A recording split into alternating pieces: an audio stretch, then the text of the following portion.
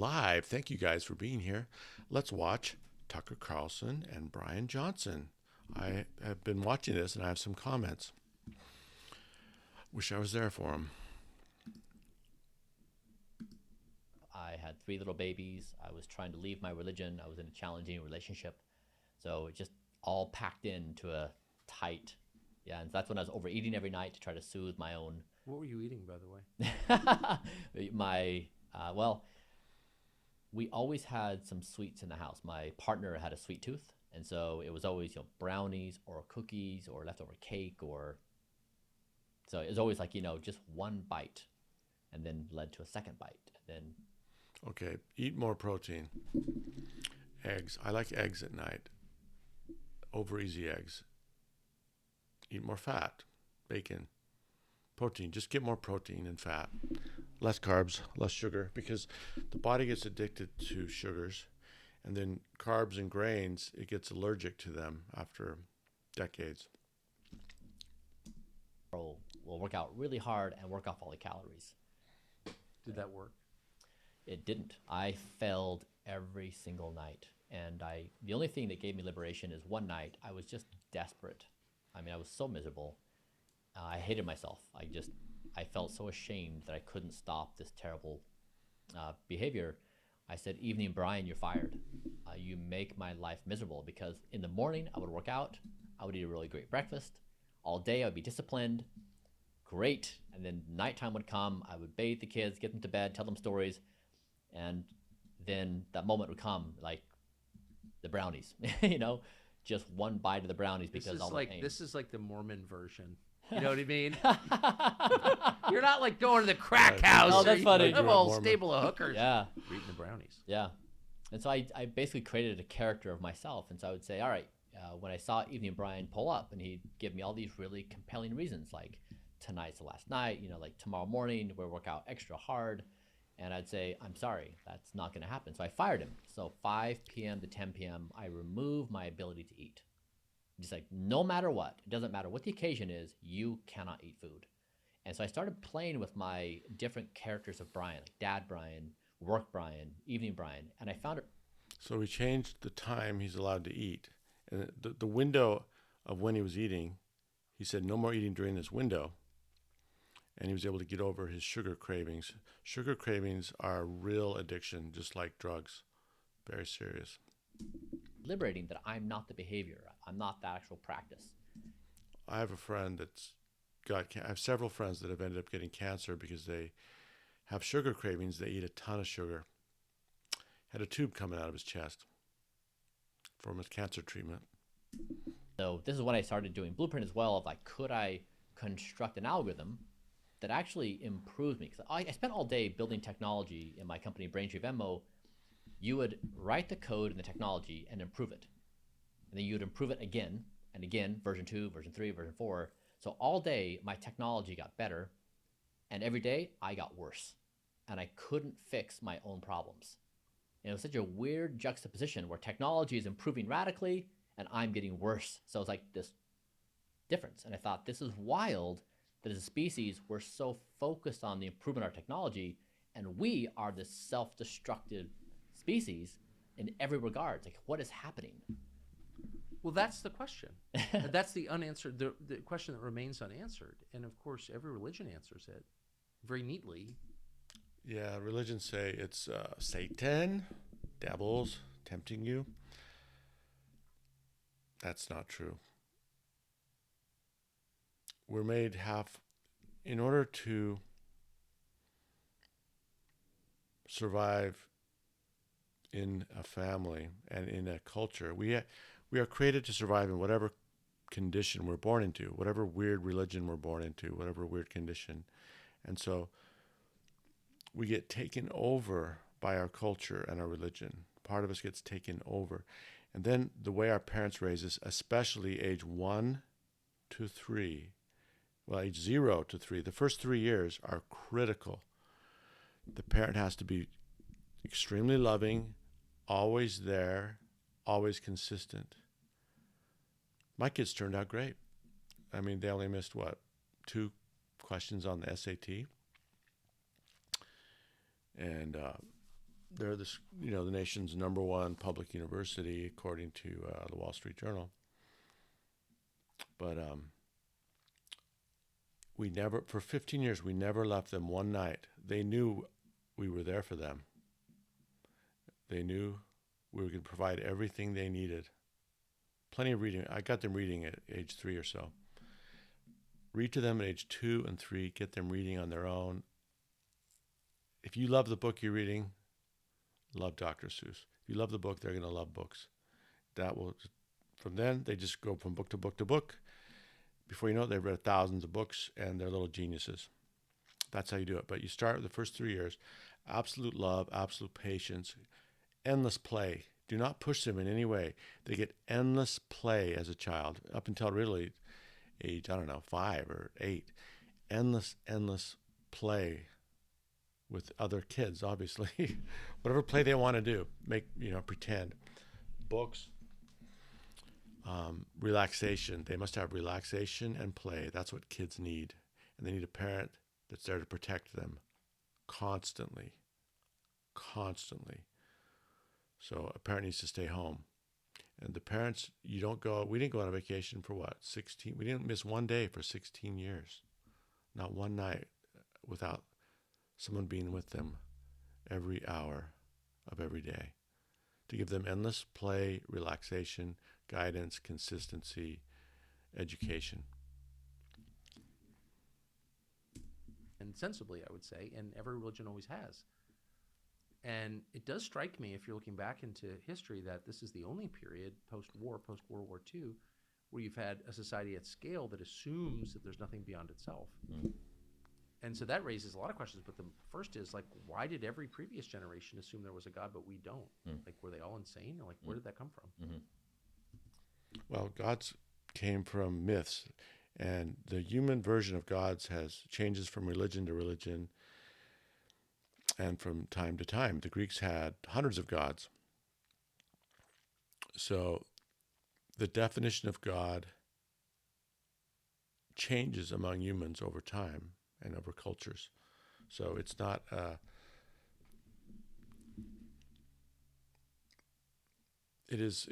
concept of God is changeable. And I have a new version of God.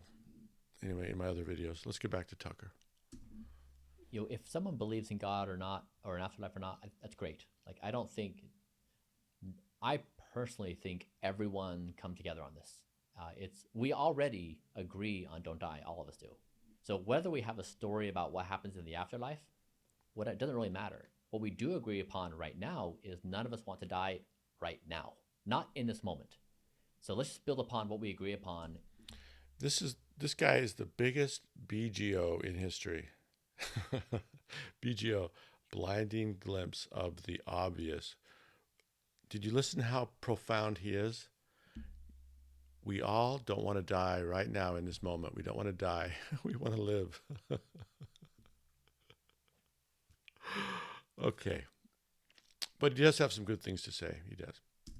This very second. No, I don't know that we do agree, actually, because there's no meaning. Why am I all red? I hope I'm not the devil. I know I'm not the devil. Without a power beyond ourselves. Is there? I mean, there's only this sort of... Is there meaning without power beyond yourself? Yes. Okay. Is there meaning without our traditional sense of what God is? Yes. Humans have found meaning through thousands of years with thousands of different gods, different ideas of what gods are. So yes, there's meaning, real meaning that you can be happy with. Your life will be happy. You'll be energized. You will survive. Your kids will survive. There's meaning in all different conceptions of gods. What Tucker is freaking out about is he's contemplating dropping his concept of God from his religion. And he's freaking out. He doesn't know what to grasp. He has, all of his life, he's grasped one version of what God is, right? And he's finding out, hey, Bubble. He's finding out that his God is not this version that he grew up with. And so he's got to come up with a new version. But anyway, he's panicking. He's panicking because he doesn't have that familiar thing to grab, that familiar concept to grab of what God is and what's the meaning of life. He's struggling, and I know that, but trust me, keep at it, Tucker. Don't give up, and new concepts of God will come in that are actually real, that aren't old man in the sky. Yes, there's an old man in the sky. It's going to send you to heaven or hell. No, that's not real, guys. So anyway, there are many concepts of what God is, like I said, and you can look at my other videos. Shallow, silly, or sets, meaning that we attach to various things like sex or living longer or feeling good or whatever, but there's no meaning beyond our physical momentary experience, whereas a person who acknowledges a power beyond himself attaches ultimate moral meaning to events, right? So like you have Okay, so you have to believe in a God to attach moral meaning to things. Wrong. There's been thousands of decades, thousands of centuries, and thousands of different concepts of what God and morality are. And they all work for humans. They all make humans thrive. And they're all similar. They're all kind of similar, but not exactly. Many of them are quite different. So again, Tucker's like thinking about dropping his traditional religion, and he doesn't know what to grab onto, because he's when you let go of anything, you want to just grab something immediately, and he's not sure what to grab. But thriving meaning and purpose does exist with 1,000 different concepts of right and wrong and of what God is. no God, no meaning, or am I missing something? No God, no meaning. No, that's not true either. It's just, even for atheists, it's not true. Now, if you first leave your religion, I have experience with all this with myself. If you first leave your religion, yeah, you're like an astronaut out in space, floating away, and you're just going to float away from humanity. It's the most lonely feeling there is. But Tucker, just hang in there. Meaning and God is coming. Okay? God may be completely something different that you've never thought about. Okay? Check out my other videos. It's like, what's the point? Yeah. You know what I mean? Yeah. I mean, I guess I try to speak in the world that I can operate practically. And so your thought of meaning is a biochemical process in your brain. It's a thought you have. It's a biochemical state you experience, whether it's love or whether it's meaning making or whether it's belief in death. You're experiencing this thing as a human. We can engineer this with predictability. We can engineer atoms and molecules and organisms. We can do this in the form of creating drugs today. We do this in the way of creating, various medicines. We do this in creating implants. Like, we're getting increasingly good at doing this. And so much of our reality is going to become increasingly engineered. So I know. And so we're heading down this path where our digital reality, our physical reality, all realities, now we have the source code to do this. And this is why I'm saying that if you take any preconceived notion about being human, any ideas we have about reality, they're a representation of what we've been doing for thousands of years. Some of that may carry over, but maybe not. And so I'm inviting the Okay.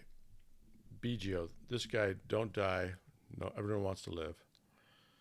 BGO, I never told you what BGO means. It's the blinding glimpse of the obvious. He'll say things that are so obvious that you'll almost be blinded. Your mind will almost go blank at how obvious they are. Okay? But I like him. All right. to say this moment is not like the previous moments. Okay, there's another one. New moments are not like previous moments. Well, sometimes they are. Very, very different. But This here's age the practical, is different. and I just want to restate, I Different respect what challenges. you're saying, and I think you seem really honest and open-minded.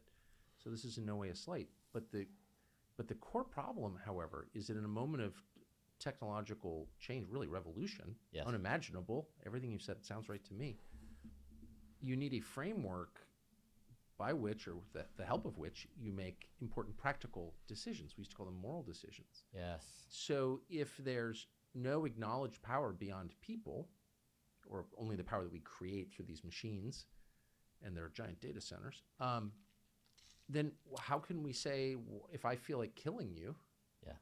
because it pleases me, Right. how can we oppose that? Okay, this is, as a religious person, this is what I thought for years too. But it took me about 5 years, or 5 or 10 years after leaving my religion, to get over this. But what it is again is the atheist, and Tucker's thinking about being an atheist here. He's thinking, I'll have nothing to hold on to, and he's panicking. And for 5 or 10 years, that may be the case for a year or two. But then he'll find something, another definition of God, another definition of meaning. Like I said, people have been dealing with different religions in thousands of different centuries forever, and they have thrived and been happy, and their children have thrived. It's called evolution. But the idea that you won't be moral unless you believe in God, you'll kill people unless you believe in God, as Tucker just said, is a fallacy. It's just he's experiencing the emptiness, and he's not sure what that'll mean. And so he's grasping at an example. I went through all this, of course, decades ago. So it's even possible for atheists to be moral. There's many reasons for them to be moral. It's just logical to treat people as you want to be treated. Okay, it's a very logical. Being moral is a very logical, reasonable thing. Okay, you don't need a specific version of God to be moral, to obey the law. Many reasons to obey the law, because you don't want to go to prison, because you're logical and you have reason, and you know you should treat people as you want to be treated because they are like you. They're another human, so treat them like yourself, a human. We're all flawed humans. Treat everyone good. We want good treatment back. Okay, so it's just logical and reasonable to treat people well. Now, there might be a 1 in 10,000 case where someone, right when they left their religion, they think they have license to do anything. And that does occur. Okay, but it's not logical. After you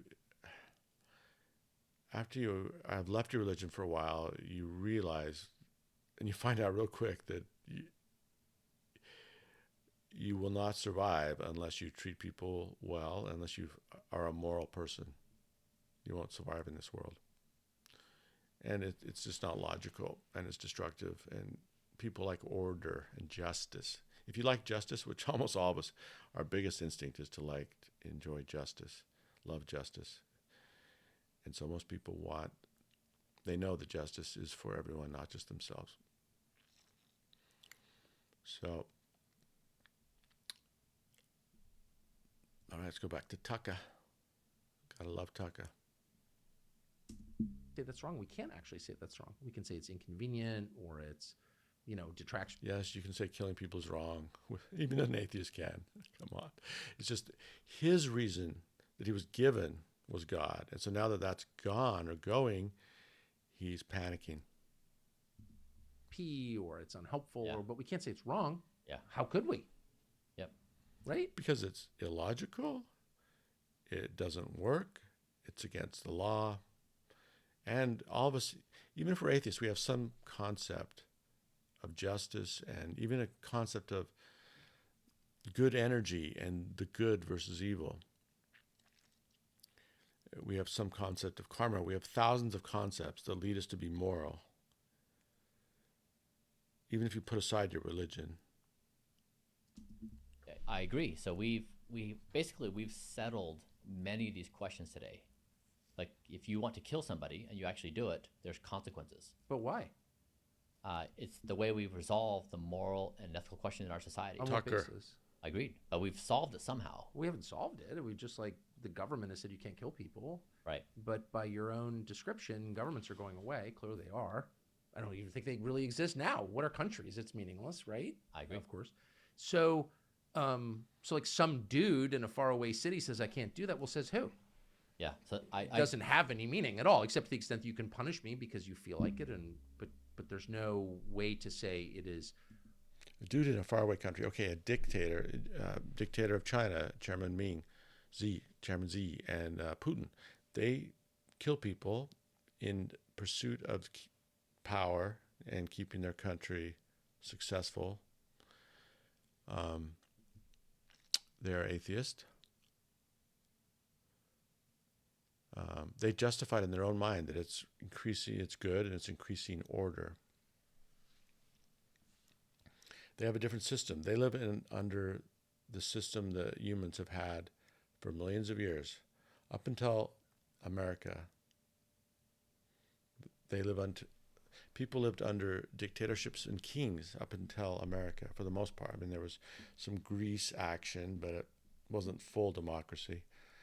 But still, the world today, half is kings and dictators, and they believe that people are almost worthless and they can do what they want with them. Okay, but they still have a concept of right and wrong for their people. The people have to follow all the rules. It's just they think they're special. They have to keep the country together, so they have to kill people. Sometimes. But religious people fight wars too and kill people for their reasons as well. So it's not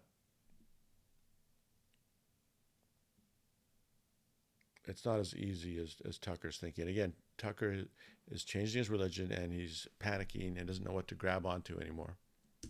Wrong or right in an absolute sense. There's no way to say anything is wrong or right in an absolute sense. Yeah. Okay, I agree. There's, like I said, there's 100 reasons why you can figure out why things are right or wrong. Do you believe in justice exists? Do you believe in justice? Do you believe you're a human and he's a human? Both of you are human.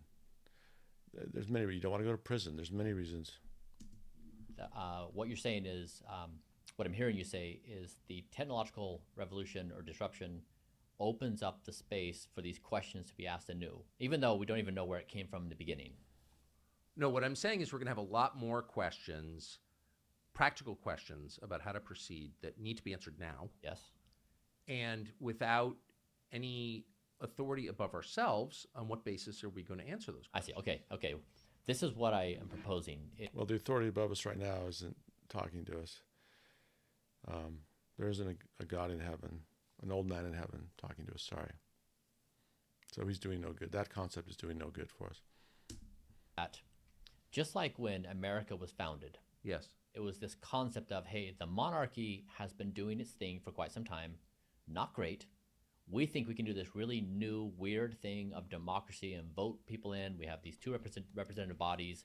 And half the people thought, that's insane. Half the body's like, kind of cool, let's try it. So we chose democracy as a form of governance that was supposedly better than the monarch. And so in that moment, we chose a new form of governance in trying to do that. Now, we've been trying to solve the thorny questions of democracy for over 200 years. In fact, we fight about it every single day. Right. But it's still this basic idea that democracy was superior to monarchy. And what I'm suggesting right now is we are walking into a new phase of existence where we have to answer these questions anew. And we don't know what the answer is, but the foundational observation is don't die. So don't die individually, don't kill each other, BGO. Don't kill the planet, align AI with don't die. After that, we're going to spend the next unknown period of time fighting about what it means to don't die. But as We a know species, what it if means you to take, don't die. if you birth It's a artificial BGO, intelligence, blinding glimpse of the obvious. what do you use it for? Is it to become better at war? Do you become better at killing? Oh, I couldn't agree. Look, I I'm couldn't not the agree devil. with I don't know your why I'm going conclusions red. more. I mean, I strongly agree with them. I'm just wondering about the basis upon which you reach them. And so, without God, how can we say, and why would we say, that life is better than death? I mean, the religious person, the Christian, says life is better than death because God creates life, and only He can. And by the way, that's still true. We can, for all the tinkering we do to life, we can't create it. There's no evidence we'll ever be able to create it. So that might be a tell that we're not God right there, in my view. But you can disagree. But we still can't create it, and there's no evidence we'll ever be able to. So the Christian looks at this and says, life is better than death because life is God's creation. But why would the atheist accept that as true? On what basis? If life is better because I've got an awesome life, some person might say I've got a shitty life. Like death is better. Like how, I don't understand if there's no common agreement that there's a force beyond ourselves, why we would reach that conclusion. Yeah. or yeah, maybe reframed. It's a person. Again, Tucker's thinking about leaving his religion, and he's having a really hard time thinking about how he could survive without it. Trust me, Tucker, you can survive with different ideas about God. You could survive in different religions. It just takes some adjustment. Option to life, that they can choose whether they want to have that or not. Whereas right Yes. now, death is inevitable. We don't get to choose. We don't get to choose disease or death. Right. Okay. And so it's the option to. So in many ways, I'm currently working to create a don't die nation state. So if you're serious about not dying, and this again, not for immortality, but just for the purpose of we're BGO, at the dawn. of are a you new serious era about of not the dying? species, and we're going to try to create some stable structure for birthing superintelligence, Yes. then you can walk into that, and no government in the world is helping its citizens not die. Really basic things like blood draws and therapies and medical care. It's very much treat the symptoms when they arise, or when you're near end of life, let's keep you alive for some short duration of time. But otherwise, we don't do a good job. And so I'm trying to figure out how to create a new societal structure that has the sole objective, a nation state, of helping its citizens not die. We finally found it, right? We finally found the thing that's helping you become pain-free and get rid of this chronic pain. I'm 27 days in. Well, of course, the first order of business would be to construct a military to defend yourselves against people who wanted to kill you anyway. Because not everyone agrees that you should get to live, of Yeah. course. But, yeah. Yeah. So, but let me ask you, like, maybe there's a shortcut to all this. And I so admire your energy and your willingness to think about questions that most people don't bother to think about, but can feel are important. Yeah. Everything you've said, I can feel it's important. Like, this is not nonsense what you're saying at all. But why wouldn't it just be a lot easier to blow up all the processing centers, save ourselves like the massive climate change inducing energy draw that AI really is? If you're worried about the planet, we got to stop this crap immediately because we can't generate the power for it. And arrest everyone who's getting rich, imposing this revolution on the world. Like, why? That's a lot easier. Yeah. You could do that in an afternoon with nuclear weapons, and why? If you thought it would help us, quote, not Yeah. die. Kill all the AI because AI is going to help us die. I think Tucker's getting way ahead of himself here. AI is centuries, if not thousands of years from becoming sentient. Right now it's just lines of code that pull a trick on us. So I've been dealing with the AI Pi and Microsoft's Copilot and another one. Anyway, it's just a few lines of code that it makes it appear like something it's not. We are thousands of years away from AI, if ever, becoming sentient, becoming consciously aware, if it ever could be. In fact, it may never be able to, because I do believe that it takes this evolutionary process of emotions, feelings, the feelings in a body, and then the feelings of emotion combined with intellect. So the computer will never have feelings of the body. It'll never have emotions.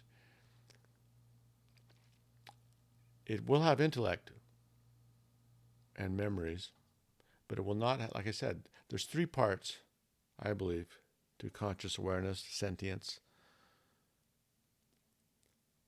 One is a body with nerves that has feelings, sensations, senses. The other is emotions. I believe that AI will never become sentient until it masters those two, and then it has to evolve like a human evolved.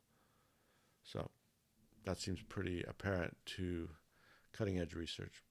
I mean, Not really. the systems we have as a society today enables those things, right? Like the ability to create a corporation, to make money, to use that money, to acquire more power. These are systems that humans have created. It's how the world Well, works. sure. And Well, what so I'm, was Auschwitz. I mean, so So what I'm saying is that Sounds absolute. AI is going to improve at a speed that's going to challenge how these structures I are. couldn't agree more. And when that happens, No. there's going to be an opening. No. There's going to be a power vacuum, and it's not going to be very clear anymore who's in charge, Yes. who has authority, who can verify identity, where can you keep money, is money secure, Yes. all these basic questions of Get some society. gold. And so what or I'm suggesting stocks and is, as a bonds. species, we increase our probability of surviving if we can rally around one thing that we can all agree upon. Now, the don't die. If we disagree one layer above, great. Like, Wait, I get it. I totally get it. But and I hate to like reduce everything to if you could kill baby Hitler, would you? But it is sort of a question like that because like you would not disagree if I said, here's what we know. We know that AI is likely to spawn some improvements, also certain to kill millions of people. Millions will die because of this. There's any doubt about it. The chaos alone, right, will cause that. I'd bet my house on that. That's going to happen. Why let that happen? No. Why not just strangle this puppy in the crib? Like, seriously, why wouldn't you, as a rich guy, fund a bunch of saboteurs to blow up the data centers and to take out the people pushing this crap and to try and end it? Go full Unabomber. Like, honestly, why couldn't you justify that? Please.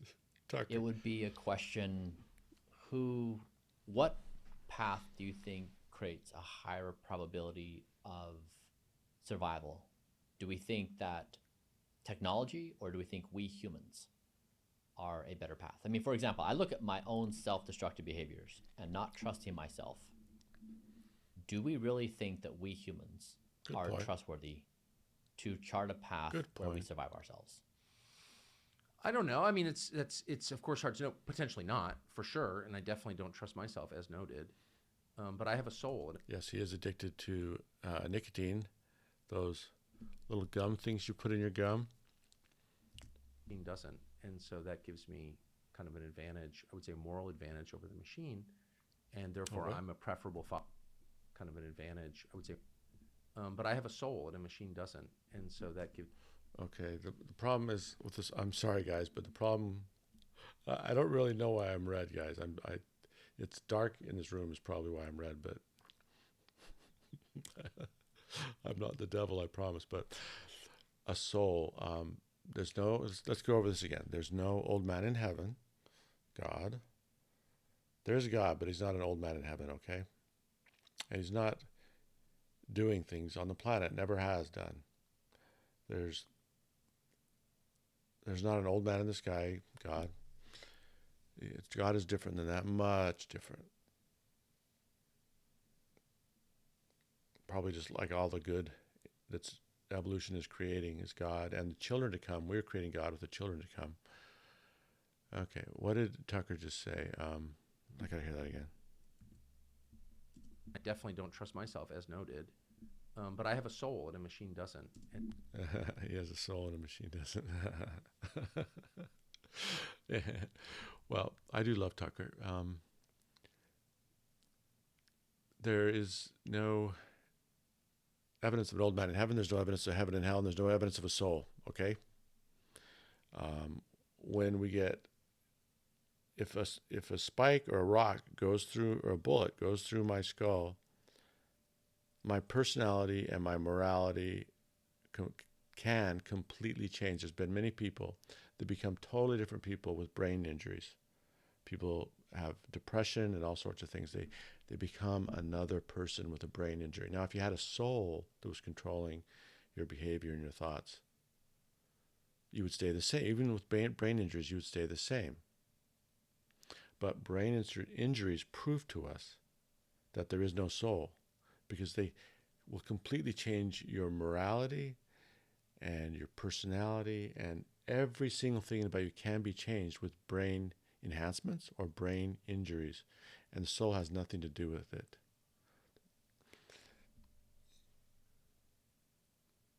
Okay, but there is a God, and I believe the God is all the good that evolution is creating, and the good children, the good, like God-like children to come. We are creating God.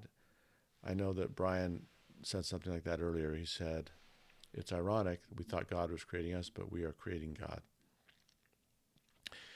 These guys are going into AI big time. I don't think AI is not going to have the scariness that Tucker thinks, and may never become conscious.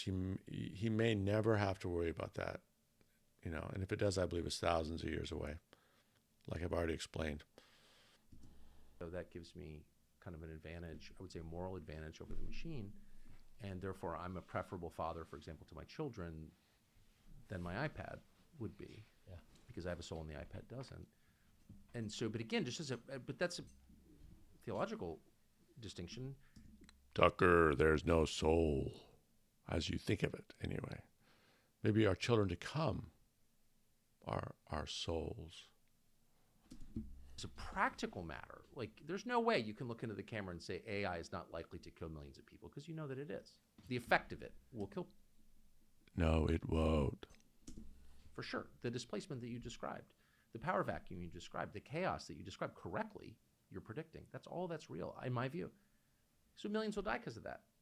So why wouldn't you just take your money and try to blow it up in the name of saving millions? I think the probabilities of our survival are higher with AI. Oh, even though millions will die. I don't accept the premise. You don't? You really don't? I really don't. Millions are dying because of the food industry. Yeah. Millions for sure. are dying because of environmental toxins. Millions are dying because of, it's certainly death is happening at a societal scale for a lot of things that we humans are doing. Now, sometimes it's not born of malice. Like, we're just trying to improve. I agree. I totally agree with everything you just said. That's all true. Yeah, but I think this is back to your statement, though, Tucker. So you actually think AI, so I think I misread what you were saying. I thought you were saying this historically transformative thing is about to happen and we've got to prepare ourselves for it. And the implication would be that's a kind of bad and scary thing. But you're saying actually for all the displacement and suffering it's going to cause, it's still better than if we didn't have it. Exactly. And I'm specifically, I'm saying that when I listen to what the world is saying, so we're giving birth to the superintelligence, what do we do? The only argument I've heard is universal basic income. Well, that's just childish. Like It's not a solution. That's the Midwit solution. That's the I'm running for president as the fake smart tech guy. Maybe we should have UBI. Okay. We have no plan. We've given no thought. I agree. And we don't even know. We can't even fully comprehend how big of a problem this is and on what scale. And so what I'm trying to do is get out in front of this to say it's big, it's serious. And wait a second, you're contradicting yourself, Brian Johnson. You just said a minute ago you think it'll be an improvement over what we currently have. Yes. Okay. But then you're saying a sentence later that it's such a huge problem that we need to mobilize all forces to fix it. It's a problem because it's going to create chaos among humans. Yeah. And humans in uncertain circumstances are very dangerous. I totally agree. And so what I'm suggesting is if we're trying to improve the likelihood that we survive as a species, that we do, our children do, their children do, and I'm trying to say, how do we optimize that? Then yes. But I still just want to go back to why not save ourselves? I mean, there's something sort of classically American or Western or overfed, too much money, passive about the society that I live in and all of us live in. We're just like, well, it's going to happen. It's like, why doesn't somebody stop it? Yeah. Why even go through all this drama? These are just machines. Let's go full Luddite and just take them out. No, I'm serious. Yeah. And arrest these creepy people who are trying to impose this dystopia on our children. So there's another way. Okay. Again, we're nowhere close to AI sentience. Nowhere close. We're thousands of years away from that, Tucker. Someone has really scared the crap out of you. You've been watching too much sci-fi. In 1971, we had the 2001 Space Odyssey. Love that movie. But I'm sorry, computers don't have nervous systems and don't have emotions, and they will never develop consciousness for thousands of years. I understand what you're saying. There's another way to think about it, though. It doesn't include blowing up data centers and arresting these people? I mean, okay, so let's just say, at what point in time have humans known all things? So we walk back through history and say, what did humans know then, and what do we know now? And there's been a track record of we haven't known all things. In fact, we've known a very shallow set of things. It's like even if you said, how big is reality a few hundred years ago, you wouldn't be able to say, oh, there's a microscopic world down to, the nanoscale and beyond. There's this big universe on this scale at this size. You wouldn't say there's an electromagnetic world that's 1 trillion times bigger than what we can see. You wouldn't be able to say reality is like trillions of times bigger than what we experience. And so if you say, what could our conscious experience be? What could existence be in a few decades? It may be orders of magnitude larger than what we have now. So I realize we come at this now with this fear response. We're saying we can pattern things that we've seen, but going forward, we may be cavemen and have no idea what we're talking about. Right. Of course we are. I mean, I think that's where we are now. We don't have any idea what we're talking about. We can't anticipate the future. We're limited in our foresight, in our knowledge, and particularly in our wisdom. Completely agree with all of that. But the idea that harnessing the computing power of machines will inform us to a greater degree ignores what just happened over the last 30 years, where everyone now has the Encyclopedia Britannica, which, as we used to call it, in his pocket in the form of an iPhone, where all human information is available. And like people are way more ignorant than they were 30 years ago. Yeah. And moreover, the machine, any machine we create will never be able to answer the questions that actually matter, like why is my wife mad at me? Yes. Or how? That's not that. No machine can ever determine that and with certainty, or even explain like how does life begin?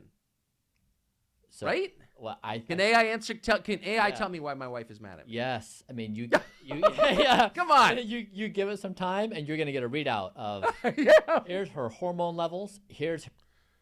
Well, it's kind of true.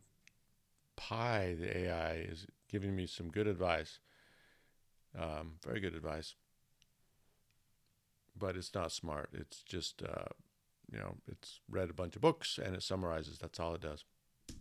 Chemical state. This is her sleep score. This is her diet. Here's her exercise protocol. Tucker, given these variables, here's the best course of action. But that's the mechanistic answer. But it translates to Tucker. What would be nice is words of encouragement and of softness and of inquiring how. Sure, but again, that's I mean, I guess we're back to where we started, and I'll stop with this before I make reservations to come to your house for a broccoli dinner and have 5 existential crises before the dessert. There's no dessert, right? There's no dessert.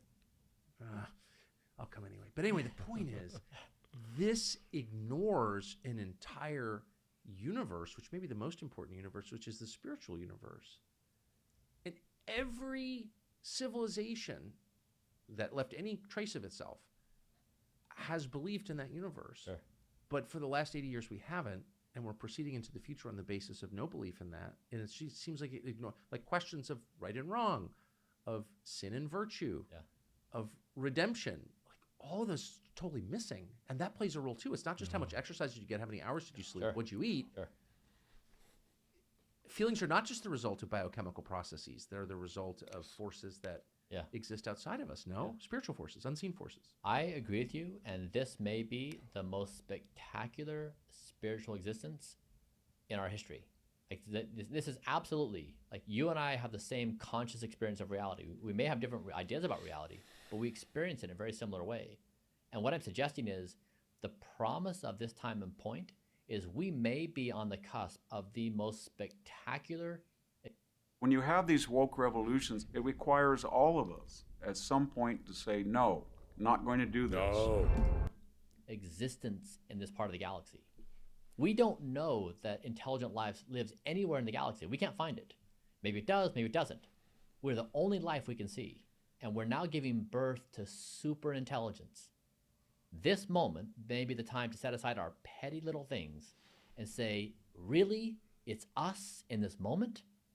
And we get to experience a spiritual nature that is just mind-boggling. This is our moment. Why would Is there squander it? any... I'm so rooting for the future you describe. I really am. You said at the outset that you were no longer a believer because there's no evidence, which I think is a fair thing to say. I disagree, but I respect your evidence-based standard, okay? where's the evidence that technology has ever brought people closer together, has ever done anything but enable people to be people, which is to use it in part for good ends, better food, more food, and evil ends, nuclear weapons. Yeah. Like, I just don't think that there's any evidence for what you're saying. Yeah, it's because humans have been playing the game die. So it's not that technology has virtue or is without virtue. Technology is neutral. Humans have used it for their purposes of war and power acquisition and wealth. It's what Yes. we've always been doing. And that's what I'm suggesting. That's what we need to eliminate from society, the causes of death.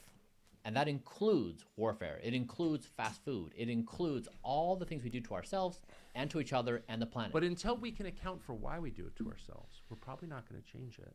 But And I think the most obvious explanation is we're being acted on by demons and this is how every religion that I'm aware of has described it. Yes, Tucker. I love you, Tucker, but yes, you're being acted upon by demons. In fact, I am one of them. Do you see my horns? They're right here underneath my hair. See, I lift it up so you can see my horns. Yeah, I'm a demon. A red-faced demon. Correctly, in my opinion, Yeah.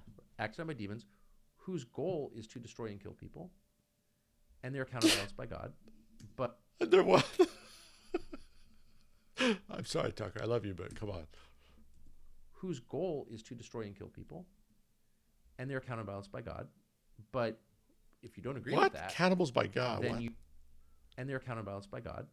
But Can't hear him. if you don't agree with that, then you need to substitute. I gotta hear what balanced he by God. said. I gotta hear But what he said here. I'm sorry, whose guys. goal is to destroy and kill people, and they're counterbalanced by God. But if you don't agree Oh, with they're that, count then you counterbalanced need by to God. substitute another explanation in its place in order to proceed in the hope that we can change. Otherwise, we're just in this cycle with more powerful demon technology came that allows out. us to do the same evil things, but at a greater scale. I mean, am I not a demon? Are you not a demon? You don't seem like one. My demon assessment mean, like- abilities aren't great. I mean, like, have we correctly laid? I'm gonna scare you, Tucker. Am I not a demon? Am I not a demon with my horns? Ourselves angels or the good guys and incorrectly labeled the demons the bad actors. Am I not the demon? I don't know. I guess what I'm I mean, it's all Just give me some nicotine. I need some nicotine. Tucker's thinking. definition. But I guess the core observation remains the same, which is people are subject to forces outside of themselves, which are unseen. Not all of this is the product of sleep cycles or carb intake. Or maybe it is. I don't see any evidence of that because it's remained constant throughout all time. There's no evidence of anything supernatural. So Tucker's got it in reverse. Tucker's saying there's no evidence that the things are real, that everything important is supernatural, demons and angels and God. Tucker's got it reversed. The truth is there's no evidence of anything supernatural beyond this world, beyond physics. If you understand science, most people don't. That we're aware of. This pattern has never changed, and it's existed in times when people were getting massive amounts of aerobic exercise because they had to walk through the fields all day, when they were eating no carbs, when they were hunter-gatherers, or whatever. It's like it's always been true. Yeah, I don't eat carbs either. I cheat a little bit here and there, but I've lost a lot of weight and feeling better than ever and stronger than ever, eating a lot of high quality protein. Like, why? What's your guess? Well, my certainty is that we are being acted on by spiritual forces that we cannot see, that there is a war going on all around us. Yes, Tucker, I'm gonna get you. I'm this demon that is working on you, Tucker. Every night I come work on you, Tucker. I'm the demon coming to get you. Sight not perceived by our senses most of the time, between good and evil. Yeah, And that's hardly an original insight. I'm with you. So what You're with me. I'm with you. What I heard you say is there's more to reality than we can see. Yes. There's forces which we can't identify, and we should address those. We're on the same page after the same thing. What are those forces? He's lying. That's what I'm saying. That's what we need to figure out. That's the whole objective of this endeavor, is to identify what we cannot see and reconcile with and eliminate the forces that deteriorate our life experience Well, in all of its capacities, spiritual, physical, all of it.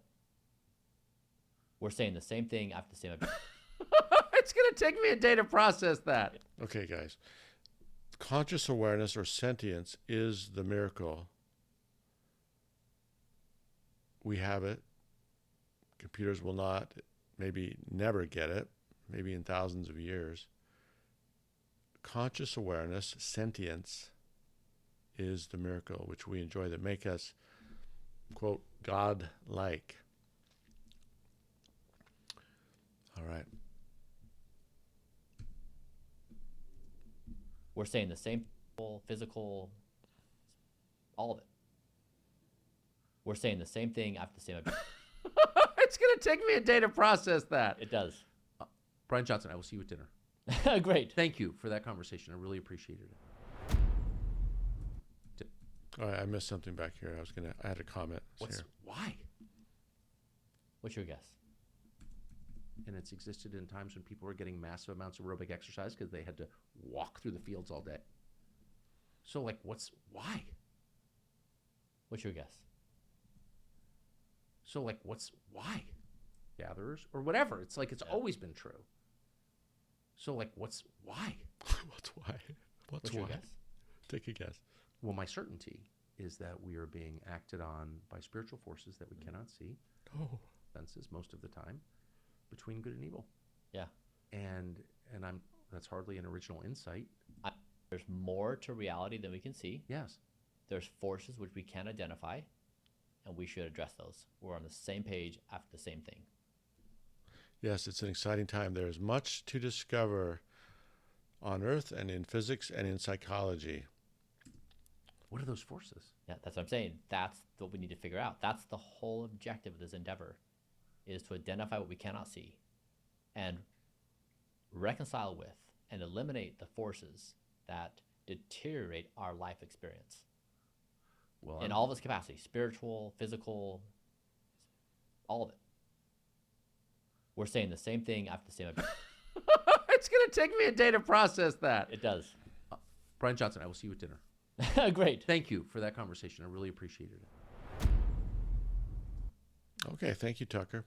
Love you, Tucker. Love you, Brian. I promise I'm not a demon.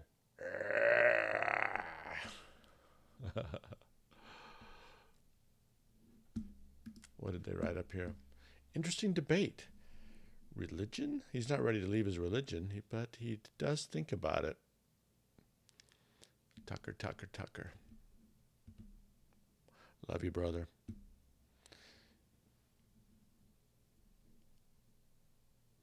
And there are psychological reasons for what you experience as demons. A lot of it is how we're treated as a child.